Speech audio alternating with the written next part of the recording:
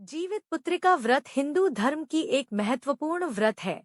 इसे जीवितिया व्रत के नाम से भी जाना जाता है। इस दिन माताएं अपनी संतानों के लिए निर्जला व्रत रखती है। इस दिन भगवान श्री गणेश, माता पार्वती और शिवजी की पूजा एवं ध्यान के बाद व्रत कथा भी सुननी चाहिए। इसकी पूजा शिवजी को प्रिय प्रदोषकाल में करनी चाहिए। व्रत का पारण दूसरे दिन अष्टमी तिथि की समाप्ति के पश्चात किया जाता है। इससे संबंधित कई पौराणिक कथाएं हैं, जिसमें से एक चिल्हो सियारिन की कथा है। चिल्हो सियारिन की कथा। जीवित पुत्रिका व्रत में चिल्हो सियारिन की एक कथा भी सुनी जाती है। वह संक्षेप में इस प्रकार से है। एक वन में सेमर के पेड़ पर एक चील रहती थी। पास की झाड़ी में एक सियारिन भी रहती थी। दोनों की आपस में खूब बनती थी। चिल्हो जो कुछ भी खाने को लेकर आती उसमें से सियारिन के लिए जरूर हिस्सा रखती। सियारिन भी चिल्हो का ऐसा ही ध्यान रखती।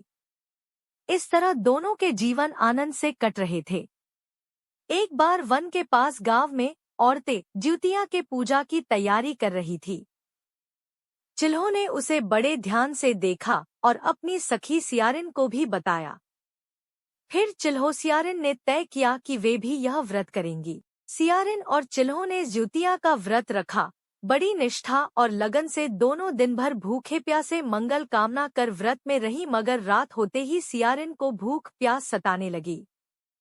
जब बर्दाश्त न हुआ तो जंगल में जाकर उसने मांस और हड्डी पेट भर कर खाया। चिल्हो ने हड्डी चबाने की आवाज सुनी तो पूछा कि यह कैसी आवाज है। सियारिन ने कह दिया, बहन भूख के मारे पेट गुड़गुड़ा रहा है, यह उसी की आवाज है। मगर चिल्हो को पता चल गया। उसने सियारिन को खूब सुनाया और बोला कि जब व्रत नहीं हो सकता तो संकल्प क्यों लिया था। सियारिन लज्जित हुई क्योंकि उसका व्रत भंग हो चुका था, परंतु चिल्हो रात भर भूखे प्यासे रहकर व्रत पूरा की। अगले जन्म में दोनों मनुष्य रूप में राजकुमारी बनकर सगी बहनें हुईं। सियारिन बड़ी बहन हुई और उसकी शादी एक राजकुमार से हुई। चिल्हो छोटी बहन हुई, उसकी शादी उसी राज्य के मंत्री पुत्र से हुई। बाद में दोनों राजा और मंत्री बने। सियारिन रानी के जो भी बच्चे होते वे मर जाते, जबकि चिल्हो के बच्चे स्वस्थ और हट्टे कट्टे रहते। इससे उसे जलन होती। उसने कभी उनका सर कटवाकर डब्बे में बंद करा दिया, पर वह शीश मिठाई बन जाती और बच्चों का बाल तक बाका न होता। बार बार उसने अपनी बहन के बच्चों और उसके पति को मारने का प्रयास भी किया, पर सफल न हुई। आखिरकार दैव योग से उसे भूल का आभास हुआ। उसने क्षमा मांगी और बहन के बताने पर जीवित पुत्रिका व्रत विधि विधान से किया तो उसके पुत्र भी जीवित रहे।